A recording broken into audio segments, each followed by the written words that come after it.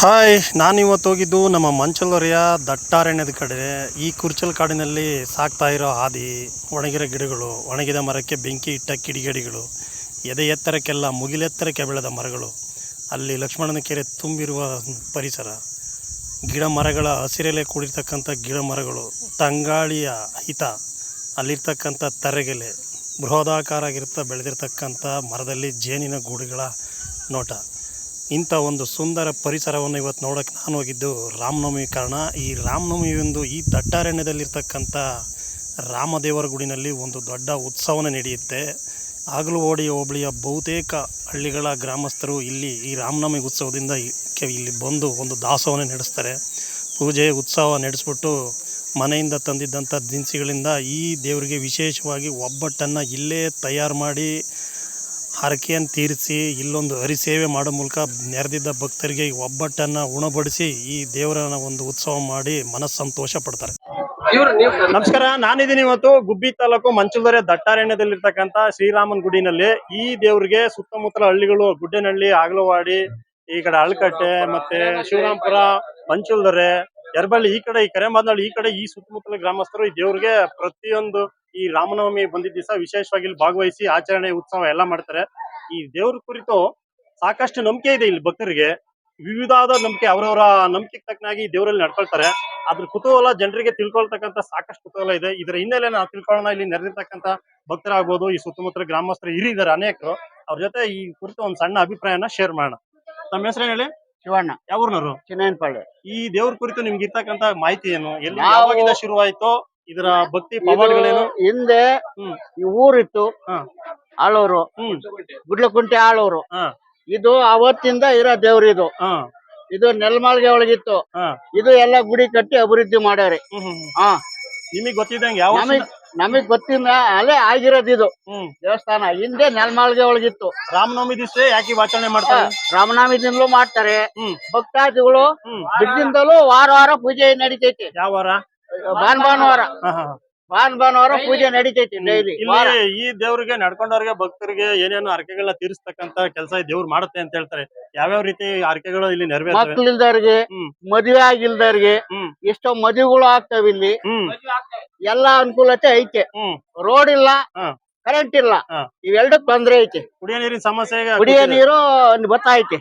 ನೀರಿನ ಸಮಸ್ಯೆ ಏನಿಲ್ಲ. ಸಂಬಂಧಪಟ್ಟಂಗೆ ಮೂಲಭೂತ ಸೌಕರ್ಯಗಳನ್ನ ಒದಗಿಸಕ್ಕೆ ಅರಣ್ಯ ಇಲಾಖೆ ಜಮೀನಲ್ಲಿ ಇದೆಯಲ್ಲ, ಅವರು ನಿಮ್ಗೆ ಅನುಮತಿ ಕೊಡ್ಬೇಕಲ್ಲ? ಅದನ್ನ ನಿಮ್ಮಂತ ಹಿಡಿಯೋದವ್ರು ಅವರು ಇವರು ನೀವು ಅದನ್ನೆಲ್ಲ ನೀವು ಕೇಳ್ಕೊಂಡು ಮಾಡ್ಕೊಡ್ಬೇಕು. ಏನು ಈಗ ನಾನೊಬ್ಬ ರಾಜಕೀಯ ಮೇಲೆ ನನ್ಗೆ ಇರಲ್ಲ ಅಧಿಕಾರ, ಸಾರ್ವಜನಿಕರಿಗೆ ಎಲ್ಲಾರ್ಗು ಇರುತ್ತೆ.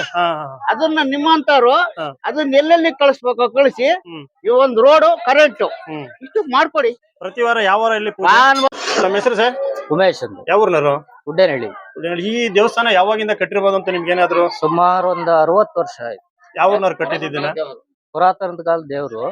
ಸುಮಾರು ದೇವಸ್ಥಾನ ನೆಲಮಾಳಿಗೆ ಟೈಪ್ ಇತ್ತು.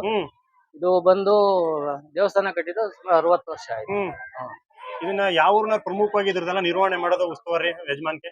ಗುಡ್ಡೇನಹಳ್ಳಿ ಸರ್. ಗುಡ್ಡೇನಹಳ್ಳಿಯಿಂದ. ಪೂಜಾರಿ ಯಾವ ಊರಲ್ಲಿ? ಗುಡ್ಡೇನಹಳ್ಳಿ ಪೂಜಾರು ಗುಡ್ಡೇನಹಳ್ಳಿಯವರು.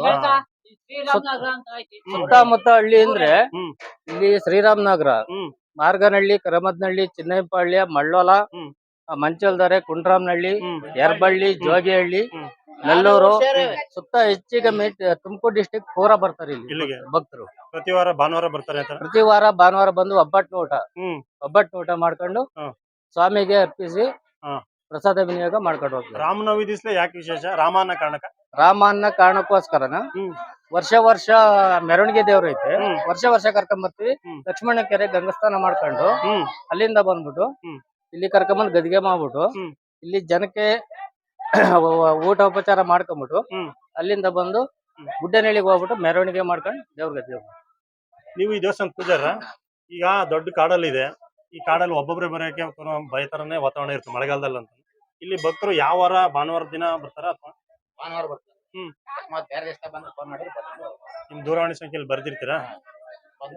ಯಾವ ಭಾಗದವ್ರು ಹೆಚ್ಚಿಗೆ ಬರ್ತಾರೆ ಇಲ್ಲಿ? ಎಲ್ಲಾ ಭಾಗದವರು ಬರ್ತಾರೆ.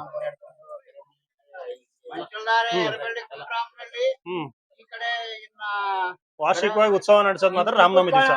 ಶ್ರೀರಾಮನವಮಿ ಮತ್ತೆ ಶ್ರಾವಣ ಎರಡ್ ಟೈಮ್ ಬರ್ತೈತೆ ದೇವ್ರು. ಹಾ ಹಾ ಹಾ. ಅಂದ್ರೆ ಇಲ್ಲಿ ಮದುವೆ ನಾಮಕರಣ ಎಲ್ಲಾ ನಡೀತೈತೆ. ಆಮೇಲೆ ಮಕ್ಕಳಾಗ್ದಿಲ್ದವ್ರಿಗೆ ಗಂಡ್ ಮಕ್ಳು ಫಲ ಬೇಕು ಅಂತಂದ್ರೆ ಗಂಡ್ ಮಕ್ಳು ಫಲ ಅವರು ದೇವ್ರು ಒಪ್ಕೊಂಡು ಗಂಡ್ ಮಕ್ಳು ಫಲನೂ ಆಗುತ್ತೆ. ಎಲ್ಲಾ ತರದ್ರಾಗೂ ಒಳ್ಳೇದಾಗುತ್ತೆ. ಹೇಳಿ. ಇವರು ಮಕ್ಕಳು ಭಜನೆ ಕಾರ್ಯಕ್ರಮ ಇಟ್ಕೊಂತಾರೆ ಶಿವರಾತ್ರಿಯಲ್ಲಿ. ಶಿವರಾತ್ರಿಯಲ್ಲಿ ಒಟ್ಟಾರೆ ಭಾನುವಾರ ಅಂತ ಅಲ್ಲ, ಎಲ್ಲಾ ವಾರನು ಬರ್ತಲೇ ಇರ್ತಾರೆ. ಇಲ್ಲಿ ಹರಕೆ ಮಾಡ್ಕೊಂಡವ್ರಿಗೆ ಗಂಡ್ ಮಕ್ಳಾದ್ರೆ ಈ ರಾಮನ ಹೆಸರನ್ನೇ ಇಡೋ ಪ್ರತೀತಿ ಐತೆ ಅಂತ ಹೇಳಿ ಪ್ರತೀತಿನೂ ಐತೆ.